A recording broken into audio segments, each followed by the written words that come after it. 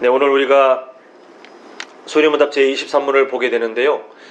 우리는 이미 성경을 통해서 이스라엘 백성들이 예수님에 대해서 어떤 행동을 했는지 다 알고 계실 줄 믿습니다.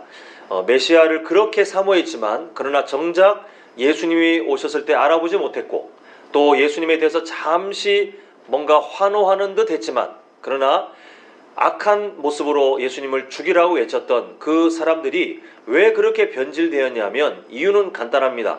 하나님께서 약속하신 구원자 예수님과 그들이 바라는 세상적인 구원자의 모습이 달랐기 때문에 실망하고, 또 그들의 마음에 그 분노가 그렇게 약하게 표출된 것입니다. 방금 말씀드린 것처럼 예수님에 대해서 아는 듯 하지만 대충 아는 삶이 참 위험합니다. 우리는 예수님을 할 수 있는 한 균형 잡힌 시각으로 우리가 이해해야 되는데, 오늘 소리문답 제23문은 예수님이 과연 어떤 분이신가, 또 특히 그분은 어떤 직분을 감당하셨는지를 통해서 왜 그런 역할로 우리에게 오셔야 했는지를 우리가 좀 균형 잡힌 시각으로 볼 수 있게 될 것 같습니다. 오늘 이 23문은 24문부터 28문까지 총 5개의 그 내용에 대한 개요입니다. 그래서 오늘 우리는 하나하나 살펴보기에는 이게 너무 내용이 길어질 수 있기 때문에 오늘 23문을 통해서 23문의 절반을 오늘 다루면서 그 뒤에 있는 3가지 24, 25, 26분을 오늘 함께 정리하고, 다음 주에는 그 뒤에 23문의 나머지 절반을 나누면서 27문과 28문의 내용까지 함께 좀 정리해 보도록 하겠습니다. 자, 이제 우리 함께 소리문답 제23문을 보겠는데요. 제가 문제를 읽고 나면 우리 성도님들께서 답을 함께 또 읽겠습니다. 그리스도께서 우리의 구속자로 무슨 직분을 행하십니까? 그리스도께서 우리의 구속자로 선지자와 제사장과 왕의 직분을 행하시되 낮아지시고 높아지신 두 지위에서 하십니다. 네, 이렇게 정리하고 있습니다. 예수님의 제자들, 또 초대교회 초창기 가르치는 분들의 교육 방식은 어떻게 했냐면, 본인들이 직접 경험한 예수님, 아니면 그 경험한 분들의 증언을 전에 들은 사람들이 구두로 이렇게 다른 사람을 가르치는 방식이 주를 이뤘습니다. 근데 이렇게 계속 오래되면서 내용들이 모이면서 나중에 성경을 중심으로 이렇게 연구를 하다 보니 예수님께서 구약에 어떻게 미리 예표가 되셨고, 또한 그 미리 예표가 되신, 미리 이렇게 예고로 등장하신 예수님이 어떻게 그들 시대에 실현되었는가, 나타나셨는가가 이렇게 내용이 정리되게 되었습니다. 훗날 여러 연구를 통해서 지금 우리가 보고 있는 이 소리문답을 통해서 예수님께서 성경을 보니 이미 구약의 이런 직분들을 통해 예표되셨고, 그리고 그 예수님께서는 그렇게 여러 직분들을 감당하심으로 그 사역을 완성하셨다라는 것을 이제 정리하게 되었고, 이제 우리가 그것을 보게 되었습니다. 사실 이 세 직분은 예수님께서 오시기 전에 존재했습니다만, 우선되는 것은 예수님이 이 역할들을 하셔야 했기 때문에 하나님께서 구약 시대에 이 직분들을 하나하나 허락하셨고, 이 직분들은 그렇게 예수님을 예표하면서 구원자로 왜 그렇게 오셔야 했는지를 우리에게 이제 하나하나 알려주시게 되는데, 다시 한번 생각하게 됩니다. 하나님께서 구원의 방법을 이렇게 어떻게 이끌어 가시는지를 보면 그냥 대충 되는 대로 그냥 생각나는 대로 하신 것이 아니라 정말 철두철미하게 어떤 흠이 없이 완벽하게 이 구원의 방법들을 이뤄 가시는 것을 보게 됩니다. 이제 23문의 내용 중 우리가 앞부분을 보면 3가지 직분이 나왔죠. 선지자, 제사장, 왕, 이렇게 3가지 직분을 수행하신다라고 보았는데, 구약 성경에서 보았던 여러 사건들을 통해서 우리는 이미 이 주요 직분들을 알고 있습니다. 그리고 아까 말씀드린 것처럼 이 직분들은 예수님을 미리 예표하는 직분이었는데, 이 3가지 직분의 공통점이 뭐냐면 기름 부음을 받아서 이 직분을 행하게 되었다는 것입니다. 그리스도라는 그 명칭, 예수 그리스도라고 할 때 그 그리스도라는 명칭 자칭 그게 기름 부음 받은 자라고 하는, 이 기름 부음 받은 자라고 하는 뜻을 갖고 있지 않습니까? 그래서 예수 그리스도께서 구약의 기름 부음으로 직분을 이렇게 행했던 이 세 가지 직분을 완전히 통합하시는 분으로 이렇게 오시는 것을 우리가 이 명칭을 통해서 우리가 보게 됩니다. 그러면 왜 하나님께서는 예수님께서 이 세 가지 직분의 구원자로 오시도록 구원의 방법을 딱 만드셨는가? 그 이유가 뭐냐 하면 우리의 지, 정, 의 이렇게 인간은 여러 요소들을 가지고 있는데 인간의 타락과 함께 이 모든 게 다 오염되었다는 것이 개혁주의의 신앙입니다. 그래서 구원자로 오신 예수님께서도 인간의 여러 역할들, 여러 분야들, 여러 모습들을 한 번에 완전히 다 해결하시고 도우실 수 있는 그런 구원자가 되셔야 됐기 때문에 예수님은 한 분으로 오셨지만 인간에게 필요한 여러 역할들을 동시에 수행하시는 완전한 구원자로 이렇게 준비되신 것을 보게 됩니다. 물론 과거에도 선지자든 제사장이든 왕이든 여러 직분을 맡았던 사람들이 우리가 구약 성경에서 보는 것만 해도 참 많은 사람들이 이게 등장했습니다. 근데 그들의 사역이 왜 완성되지 못한 부족한 사역이 됐냐 하면 이미 다 아시겠습니다만 모두가 우리처럼 죄의 문제가 해결되지 않은 똑같은 인간이었어요. 그러다 보니 어떤 사람들은 일생 가운데 열심히 살아가면서 하나님께 영광이 된 사람도 있겠지만 그러나 그 선지자들 또 제사장들 또 왕들 잘 보면 드러났든 드러나지 않든 다 부족한 사람들이었어요. 그 어느 누구도 예수님이 안 오셔도 될 정도로 완벽하게 그 직분을 수행한 사람은 단 한 명도 없더라는 것입니다. 그래서 인간의 그 직분을 가졌던 인간의 여러 사역자들은 있었지만 그러나 그 사람들은 그 시대에 잠시 본인들이 맡은 역할을 그것도 부족하게 완성하지 못하고 세상을 떠나 있지만 그러나 예수님께서는 이 땅에 오심을 통해서 완전한 선지자, 완전한 제사장, 완전한 왕이 되셔서 우리의 구원을 완성하심과 동시에 지금도 우리에게 그 역할들로 완전하게 도움을 주시는 그런 하나님으로 우리에게 소개되고 있는 것을 보게 됩니다. 이제 각 직분들을 하나씩 보겠는데 아까 말씀드린 것처럼 23문은 24, 25, 26 또 다음 주에 볼 27, 28문까지 다 동시에 아우르는 개요입니다. 그래서 직분 하나씩 볼 때마다 우리가 그냥 간단하게나마 다른 그 뒤에 이어지는 우리 소리문답 제24문부터 볼 텐데요. 먼저 선지자 24문 우리 함께 보도록 하겠습니다.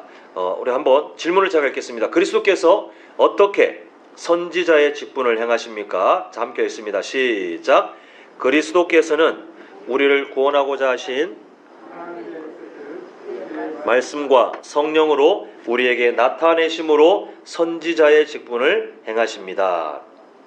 선지자는 간단히 말하면 하나님의 뜻을 그 뜻을 모르는 사람들에게 대변하는 알려주는 그런 역할을 했던 사람입니다. 그래서 구약에서 보여졌던 선지자들의 역할들을 보면 시대의 악함을 고발해요. 또 부정한 왕이나 어떤 공직자들에게 경고합니다. 또 하나님의 말씀을 선포했어요. 또한 하나님께서 개인이든 시대든 주어지시는 그 회개 메시지를 매우 아픈 메시지지만 그 회개 메시지를 전하기도 했고 반대로 이 회개 메시지와 함께 하나님께 돌아오면 누리게 될 구원과 위로의 메시지도 이렇게 선언하는 역할들을 했습니다. 결국 모든 선지자들의 그 사역들의 또 메시지들의 결론이 뭐냐면 구원자이신 하나님을 드러내고 또한 그 하나님께서 갖고 계신 구원하시는 뜻, 그 하나님의 방법들, 목적들을 알려주시는 것이 바로 선지자의 내용이었습니다. 가장 완전하신 선지자로 우리에게 오신 예수님도 마찬가지이십니다. 예수님께서 오심을 통해서 이전까지 선지자들을 통해서 많은 메시지가 전해졌지만 사실은 약간 흐릿한 완성되지 못한 약간 흐릿한 그런 메시지였다면 예수님께서 오심을 통해서 완전하게 그 모든 구원 하나님의 구원의 뜻을 완전하게 보여주셨어요. 그분의 말씀 또 성령 하나님의 도우심을 통해서 예수님을 믿는 사람들에게 구원하시는 그 하나님의 뜻을 완전하게 보여주시는 그런 선지자로 우리에게 역사하시는 것을 보게 됩니다. 이전까지 예수님을 예표했던 선지자들의 여러 메시지들은 정말 많습니다. 참 많은 모양들을 갖고 있지만 시대마다 공평과 정의를 외치기도 했고 때로는 헛된 제사, 그 우상 숭배하는 것을 책망하기도 했던 그런 메시지들이 있지만 결국은 어디로 다 통합되냐면 아까 말씀드린 것처럼 구원하시는 그 하나님의 뜻, 또한 하나님께서 어떤 계획을 갖고 계신지 하나님의 그 성품과 관련하여 그런 메시지들을 주었던 것을 보게 되고, 예수님께서는 이 모든 것을 통합하여 우리에게 알려주시는 선지자로서 이렇게 사역하시는 것을 보게 됩니다. 사랑하는 성도 여러분, 우리는 구원받은 사람들이 맞는데 구원받았다라는 것을 자꾸 이게 반토막 내시는 분들이 계세요. 이게 뭐냐면 구원받았다 하면 천국 간다, 그냥 끝, 이거의 끝이라고 생각하시는 분들이 계시지만 사실 그렇지 않다라는 것입니다. 하나님께서 우리를 구원하시려고 작정하신 것은 한 사람을 천국으로 이렇게 보내시는 것에 모든 초점이 맞춰 계시는 것이 아니라 사실 더 넓은 범위를 갖고 계시는데, 오늘 예수님의 그 선지자 직분과 관련하여 보자면 인간이 원래 어떤 연약함이 있습니까? 타락한 이후에 하나님의 뜻을 알 수가 없어요. 특히 구원하시는 그 하나님의 뜻을 인간 스스로 도저히 알 수가 없어요. 산에 들어가서 평생을 산기도를 하면서 막 불공을 드리는 것처럼 뭐 이렇게 한다 할지라도 인간은 스스로 알 수 없습니다. 그러니까 하나님의 그 소망이 뭐냐면 사랑하는 택한 받은 그의 자녀들에게 이 하나님의 마음이 전달되기를 원하셨고, 또 구원받은 이후에 이제 예수님 믿고 구원받았으니 몰라도 돼 라고 딱 끊으시는 것이 아니라 더욱 이제는 구원받은 사람답게 하나님의 뜻을 더 자세히 알아가는 귀한 인생이 되기를 지금도 우리를 구원하신 하나님께서는 소망을 갖고 계시다는 것이에요. 그래서 우리 교회의 핵심 가치, 하나님의 마음을 알아가는 교회가 되기 위해서는 누구의 도움이 필요합니까? 완전한 선지자 대신 예수님의 도움이 여전히 우리에게는 필요하다는 것입니다.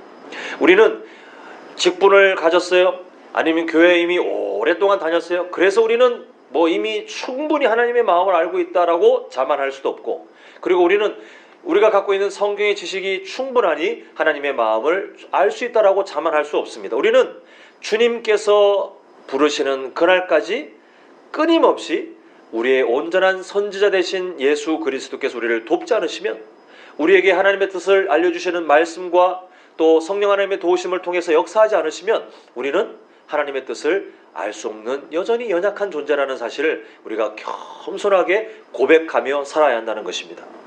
바라기는 선지자로 오신 예수님이 계시지만 여전히 하나님의 뜻을 아는 것에 둔감하고 아니면 무관심한 그런 이 시대 가운데 우리 성도님들만큼은 선지자로 오신 예수님께 겸손한 모습으로 그 은혜를 간구하며 우리가 앞으로 더 하나님의 뜻을 알아가시는 복된 인생 되시기를 간절히 소망합니다.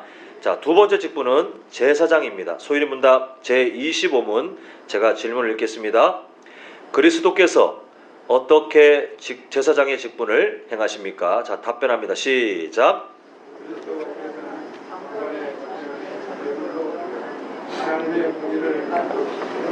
우리를 하나님과 화목하게 하시고 또 우리를 위하여 항상 간구하심으로 제사장의 직분을 행하십니다.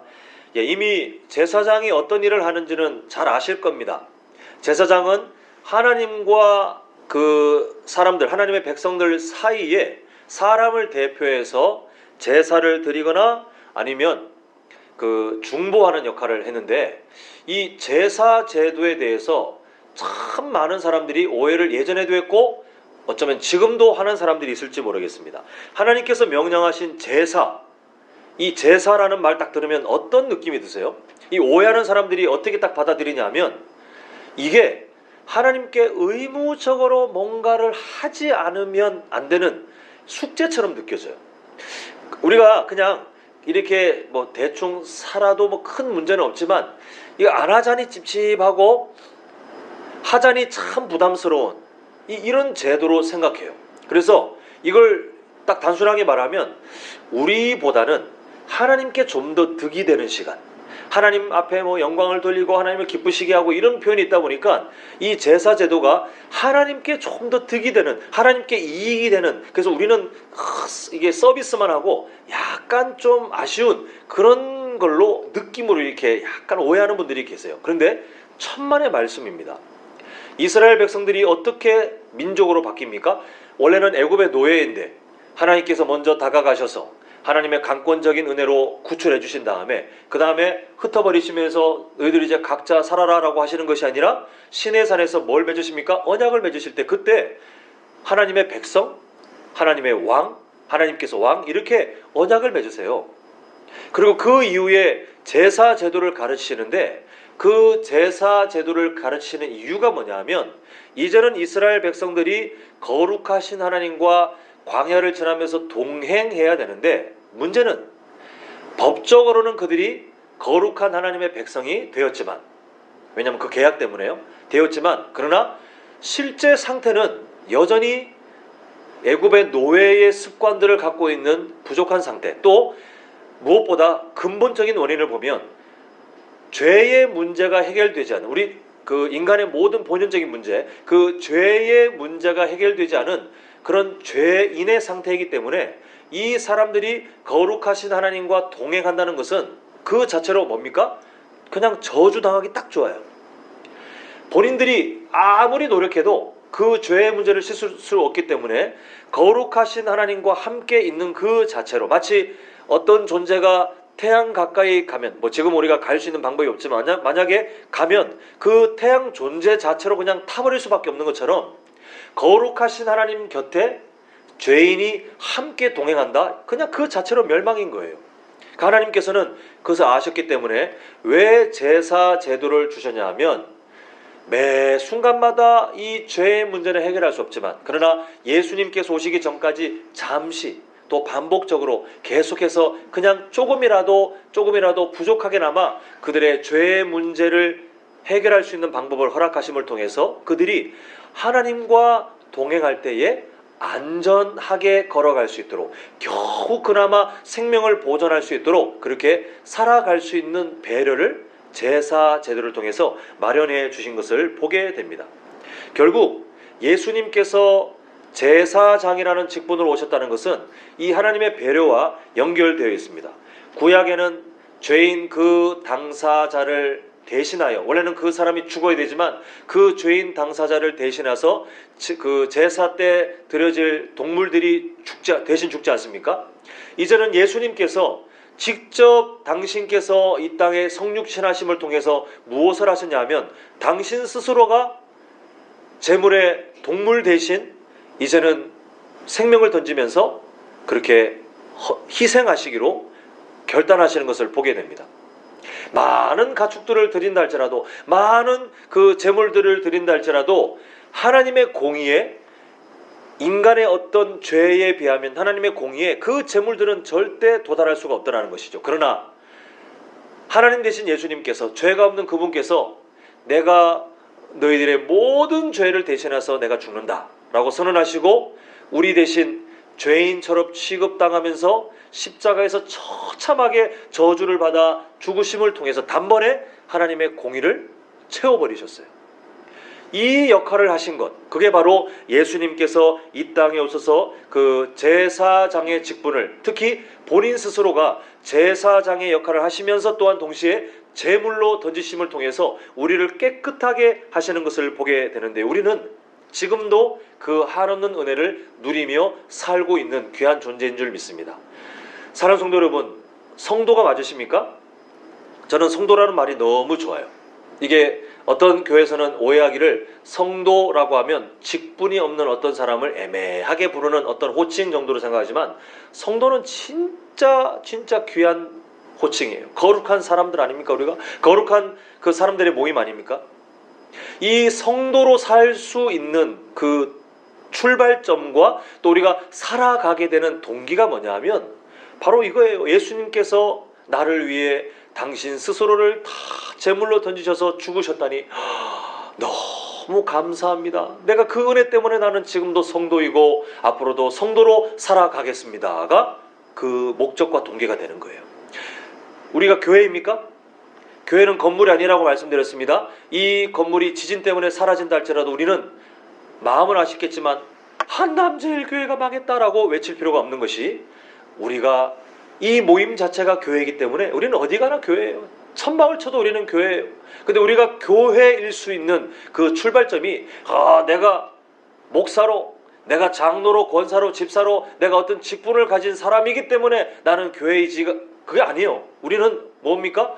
예수님께서 우리 성도님들 한 사람 한 사람을 위해서 대신 죽으셨기 때문에 그 십자가 사랑을 받은 사람들이 이 자리에 모여있기 때문에 우리는 교회로 그 귀한 이름을 허락받고 살고 있는 것이고, 또한 우리는 동시에 교회로 살아갈 수 있는 그 동기, 힘도, 동력이 뭐냐 하면 나를 위해 죽으신 그 예수님의 십자가 사랑이 얼마나 큰지 우리는 부족하지만 앞으로도 우리는 무엇으로 살 수 있어요? 거룩한 교회로 이 땅을 살아갈 수 있는 소망이 있다는 것입니다. 사랑하는 성도 여러분, 예수님께서 이 은혜를 주시려고 제사장으로 오셨어요. 그리고 제사장의 역할을 감당하심과 동시에 자신을 제물로 완전히 던지셨는데, 이것은 무엇입니까? 우리를 사랑하시기 때문인 줄 믿습니다. 바라기는 이 사랑을 절대 잊지 마시되 그 사랑을 기억만 하시는 것이 아니라 우리가 매 순간 이제 기도하시는 것처럼 내 영혼에 새긴 그 한 사람, 그 한 사람을 위해서 우리가 그 사랑이 나에게만 있는 것이 아니라 이제는 다른 사람에게도 흘러가야 한다는 것을 우리가 다 동의하지 않았습니까? 주님, 그 사람에게 계속해서 흘러가길 원합니다라고 우리가 멈추지 않고 매 순간마다 기도하시는 그런 사명자들 되시길 간절히 소망합니다. 자, 마지막 예수님의 왕의 직분을 보겠는데요, 소인의 문답 제26문을 제가 읽겠습니다. 그리스도께서 어떻게 왕의 직분을 행하십니까? 자, 시작. 그리스도께서는 우리로 하여금 자기에게 복종하게 하시고 우리를 다스리시며 보호하시고 자기와 우리의 모든 원수를 억제하고 이기심으로 왕의 직분을 행하십니다. 자, 애굽의 노예였던 이스라엘, 그리고 구원하신 하나님을 아까 전에 잠시 이야기했습니다. 애굽의 노예였던 그 이스라엘 백성들의 상태를 보면 보호자가 없지 않습니까?